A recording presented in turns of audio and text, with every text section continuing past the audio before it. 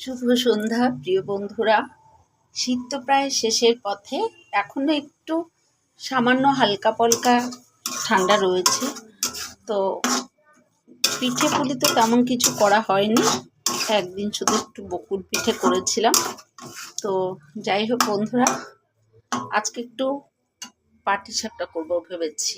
বাড়িতেই আছি যখন, তাই রেডি করেছি। আমি নারকেল কুড়িয়ে নিয়ে এই নারকেলের খিসাটা বসিয়েছি, আর এখানে ক্ষীর এনেছি, ক্ষীরও আছে কিছুটা, এই ক্ষীরটাও দিয়ে দেব।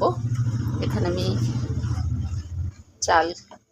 চাল গুঁড়ো করে দুধ দিয়ে মিষ্টি দিয়ে চালগুলা করে রেখেছি।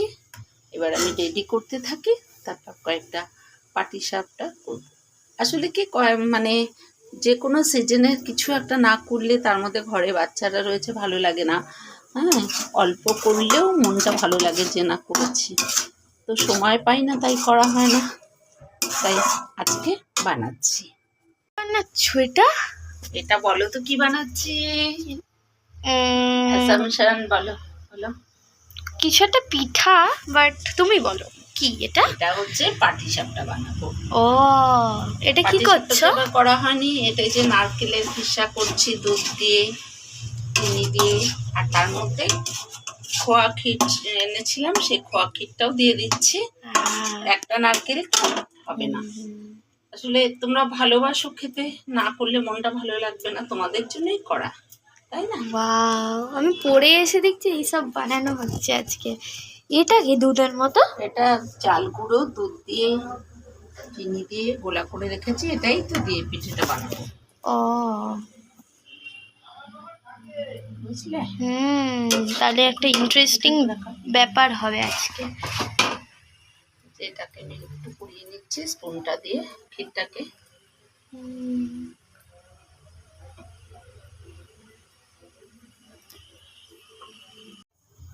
শুরু হলো আমার পাটিসাপটা ভাজা। এই প্রথম পাটিসাপটাটা আমি দেব বাস্তুদেবীর নামে আর কি। মাকে দেখতাম, মা প্রথম পিঠেটা ভেজে বাস্তুদেবীকে দিতেন এই রান্না। তখন তো উনুন ছিল, এখনকার মতো গ্যাস ছিল না, উনুনের পাশে রেখে দিতেন বাস্তুদেবীর উদ্দেশ্যে। তো এটা আবার প্রথম সন্তান যে, তাকে খেতে দিতেন না, মানে আমাকে খেতে দিতেন না, এটা জলেই দিয়ে দিতেন, কাউকেই খেতে দিতেন না অবশ্য।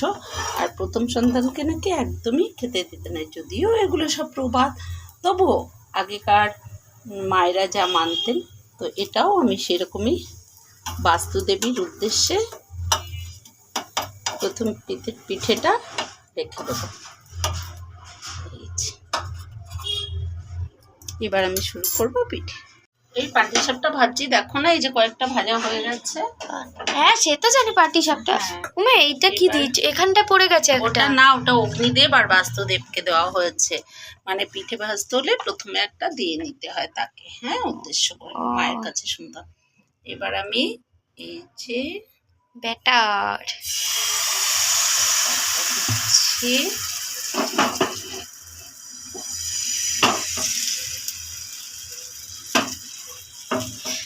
তো দেখেই খেতে ইচ্ছা করছে গো। খাবে তো, খাওয়ার জন্যই তো করছি। এবার আমি এই খিরসাটা, নারকেল আর ক্ষীরের খিরসাটা দিয়ে দেবো।